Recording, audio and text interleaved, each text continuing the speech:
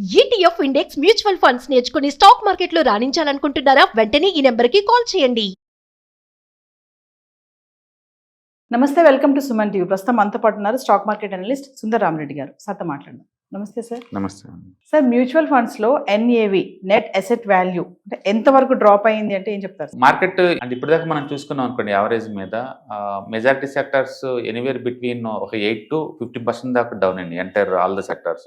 Bank Nifty చూసాం అనుకోండి, and 8% పడింది ఆల్ టైమ్ హై నుంచి, జస్ట్ 8%. అండ్ ఆటో నిఫ్టీ చూసాం అనుకోండి 17% డ్రాప్ అయింది. అంటే ఎక్కువ పడింది ఆటో నిఫ్టీ 17%. ఈ హుందాయ్ ఐపీఓ వచ్చిన దగ్గర నుంచి పడుతూనే ఉంది అదే పనిగా, అంత ముందు పడింది, అప్పటి నుంచి కూడా ఇంకా ఎక్కువ డ్రాప్ అయింది. అండ్ ఫైనాన్షియల్ నిఫ్టీ అయితే 8% డ్రాప్ అయింది. అండ్ నిఫ్టీ ఎఫ్ఎంజీసీ చాలా స్టేబుల్ లో బీటా అండి, అలాంటిది ఎఫ్ఎంజీసీ సెక్టర్స్ కూడా 15% డ్రాప్ అయింది. అన్నిటికంటే తక్కువ పడింది ఐటీ సెక్టర్ అండి, ఓన్లీ 3% పడింది ఆల్ టైమ్ హై నుంచి. అంటే ఈ ఎంటైర్ బ్లడ్ బాత్ తప్పించుకున్న ఒకే ఒక ఇండెక్స్ ఏదైనా ఉందంటే అది ఐటీ. ఇంకా చెప్పాలంటే అమెరికాలో ఐటీ సెక్టర్స్ ఇంకా పాజిటివ్ రిటర్న్స్ వచ్చినాయి అనమాట మనకి. అలాగే మీడియా వరస్ట్గా 23% డ్రాప్ అయిందండి అది. అలాగే మెటల్ ఇండెక్స్ 14% డ్రాప్ అయింది. ఫార్మా 14% డ్రాప్ అయింది, 8% రఫ్గా. అంటే పిఎస్యూ బ్యాంక్స్ 18% డ్రాప్ అయింది. రియాలిటీ 18% డ్రాప్ అయింది. అంటే ప్రైవేట్ బ్యాంక్స్ 10% డ్రాప్ అయింది.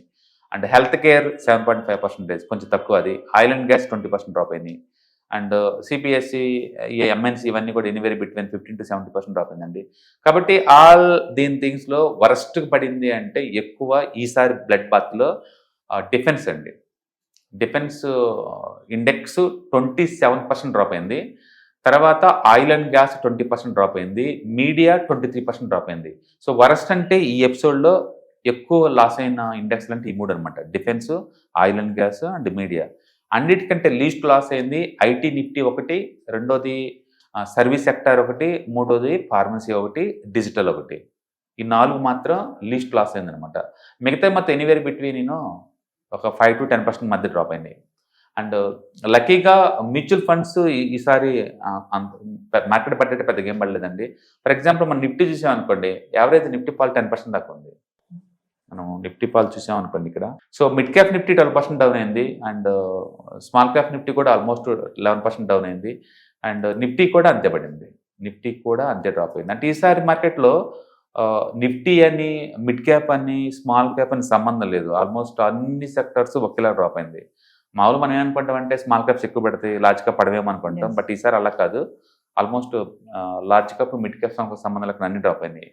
అండ్ మ్యూచువల్ ఫండ్స్ యావరేజ్ మీద ఎక్కువ పడింది అంటే 14% డ్రాప్ అయినాయి అండి. తక్కువ అంటే 3 to 4% దాకా ఉన్నాయి. ఈసారి ఫ్లెక్సీ క్యాప్స్ అన్నిటికంటే ఎక్కువ పడినాయి ఇంకా చెప్పాలంటే. సో ఫ్లెక్సీ క్యాప్లు అంతే పడ్డాయి, లార్జ్ క్యాప్ అంతే పడ్డాయి, మిడ్ క్యాప్ అంతే పడ్డాయి, అంటే స్మాల్ క్యాప్ కూడా అంతే పడ్డాయి. కాబట్టి ఈసారి మ్యూచువల్ ఫండ్స్లో యావరేజ్ మీద మనం ఒక 10 to 12% డిస్కౌంట్ ఎక్స్పెక్ట్ చేయొచ్చు. కాబట్టి మీరు ఏదైనా ఎస్ఐపీలు చేసే వాళ్ళు ఏదైనా ఉంటే కొన్నింటిలో ఎక్కువ గ్యాదర్ చేసుకోవచ్చు అనమాట. అంటే సార్, ఇప్పుడు మ్యూచువల్ ఫండ్ ఇన్వెస్టర్స్ ఎవరైతే ఉంటారో నెట్ అసెట్ వాల్యూ పట్ల అలర్ట్గా ఉండాలి అంటే ఏం చెప్తారు? అలర్ట్గా ఉండాలి అంటే బేసికల్గా మీరు ఎస్ఐపీలు మీరు డేట్ వచ్చినప్పుడు ఈరోజు ఎంత వాల్యూ కొంటున్నారో క్లారిటీ ఉందనుకోండి, ఒక ఎక్సెల్ షీట్ లాంటివి మెయింటైన్ చేస్తాను అనుకోండి. ఎవ్రీ మంత్ కొన్నప్పుడల్లా, ఎప్పుడన్నా మీరు ఈసారి కొనేటప్పుడు కనుక పాత దాంతో పోల్చుకున్నప్పుడు ఎక్కువ డిస్కౌంట్ సేల్ నడుస్తుంది అనుకోండి, లెట్స్ సే 5%, 10% అట్లా.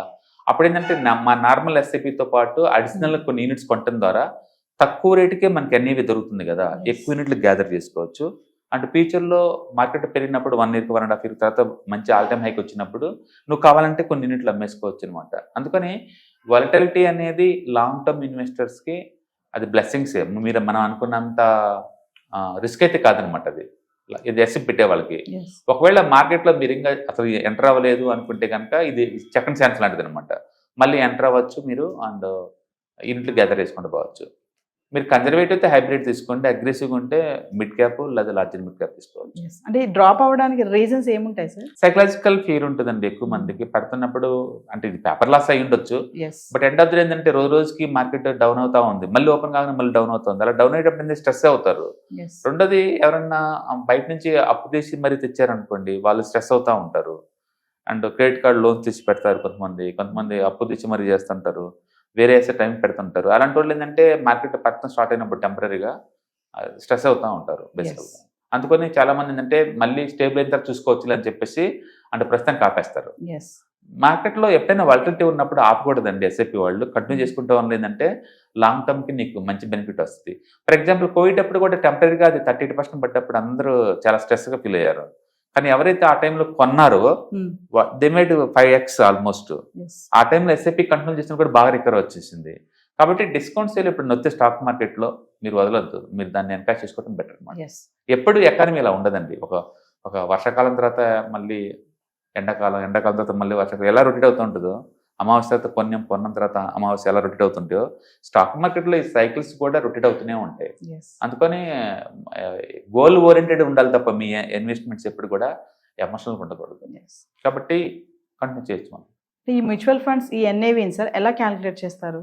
బేసికలీ ఎవ్రీడే వాళ్ళు ఇన్వెస్ట్ చేసిన అసెట్స్ ఎలా మూవ్ అవుతున్నాయో దాన్ని డివైడెడ్ బై టోటల్ యూనిట్స్కి సపరేట్ చేస్తారండి. చేసినప్పుడు ఈచ్ యూనిట్ వాల్యూ ఎంత ఉందో మనకు అర్థం అవుద్ది. ఆ పని వాళ్ళు లైవ్లో చేయలేరు, మార్కెట్ క్లోజ్ అయిన తర్వాత చేస్తారు. మనకి నైట్ పూట దాన్ని అనౌన్స్మెంట్ చేస్తారు. అందుకని మ్యూచువల్ ఫండ్స్ లైవ్లో అప్డేట్ అవ్వవు. మనకు కనపడే ఎన్ఏవి ఉందనుకోండి, అది నిన్నటిదనమాట. అది సో నైట్ 10 o'clock తర్వాతనే అనౌన్స్మెంట్ చేస్తారు మ్యూచువల్ ఫండ్స్ అన్నిటి కూడా. ఇండెక్స్ ఫండ్స్ అయినా ఇదేనా అంతే, రెండు అంతే.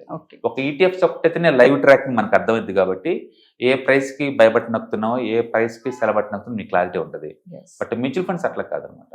అందుకని ఏదైనా మ్యూచువల్ ఫండ్స్ మీరు కొనాలనుకున్నప్పుడు బిఫోర్ 2 o'clock లోపే మీరు బై బటన్ నొక్కారనుకోండి, ఆల్రెడీ మార్కెట్ డ్రాప్ అవుతుంది కాబట్టి నీకు ఒక 1 or 2% డిస్కౌంట్లో దొరుకుతుంది మ్యూచువల్ ఫండ్స్.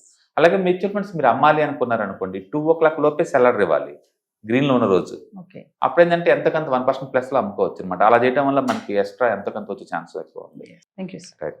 హాయ్, మీరు స్టాక్ మార్కెట్కి కొత్త లేదా మీరు మార్కెట్లో ఉన్నా సరే మనీ మేక్ చేయడం టఫ్గా ఉందా? అంటే స్టాక్ మార్కెట్లో ఎన్ని సంవత్సరాలు ఉన్నా సరే ఇంకా బ్రేకింగ్ ఏం రావట్లేదా? లేదా మీరు పెద్ద మొత్తంలో స్టాక్ మార్కెట్లో మెయింటైన్ చేయాలనుకున్నారా? మీ పొజిషన్ ఏదైనా అయి ఉండొచ్చు. స్టాక్ మార్కెట్లో కనుక లాంగ్ టర్మ్లో మనీ మేక్ చేసుకోవాలనుకుంటే షార్టెస్ట్ పాసిబుల్ వే అంటే ETFs, index funds, mutual funds ద్వారా లిటిల్ బిట్ ఈజీగా ఉంటుందన్నమాట. కాబట్టి మీకు ఎవరికైనా ఇంట్రెస్ట్ ఉందంటే ETFs, index funds and mutual funds నేర్చుకోవడానికి ఇది బెస్ట్ పాసిబుల్ వే ఏంటంటే ETFs, index funds and mutual fund course.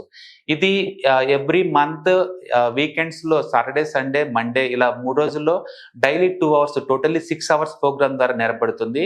Interest ఉన్న పార్టిసిపెంట్స్ కింద స్క్రోల్ అవుతున్న నెంబర్స్ని కాల్ చేయడం ద్వారా లేదా రిజిస్టర్ చేసుకోవడం ద్వారా మీ సీట్ని బుక్ చేసుకోవచ్చు. Thank you.